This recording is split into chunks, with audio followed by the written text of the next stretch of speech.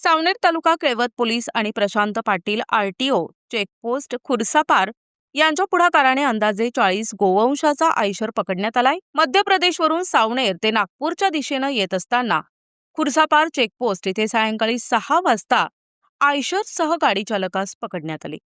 घटनास्थळी उपस्थित चेकपोस्टवरील सुपरवायझर नरेंद्र कुबडे, गार्ड चेतन ढोके, प्रशांत पाटील यांनी कारवाई केली. तसेच केळवत पोलीस स्टेशन येथील API Thakur sir, PSI Rathod sir, constable Sudhir Yadgir, constable Mangesh Dharpure, constable Rupesh आणि इतर कर्मचारी उपस्थित होते.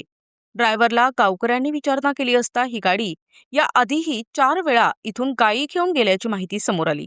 या रोडने निरंतर चालणारी अवैध वाहतूक, गोमातेच्या चाललेल्या हत्या, वाहतूक करणारी टोळी, पैसे घेऊन चेकपोस्टच्या आजूबाजूने गाड्या सोडणाऱ्यांवर काय कारवाई होईल, यांचा भांडाफोड होणार की नाही यांच्याकडे सर्वांचं लक्ष लागलंय.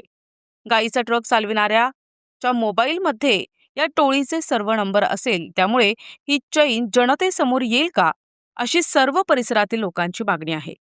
वारंवार चालू असलेली ही गोहत्या कुठेतरी थांबली पाहिजे.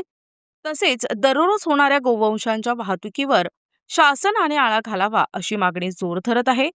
केळवत पोलीस यात कारवाई करून सर्व गोष्टींचा भांडाफोड करतील अशी अपेक्षा नागरिक व्यक्त करत आहेत. प्रतिनिधी मंगेश उराडे, NTV न्यूज मराठी, नागपूर.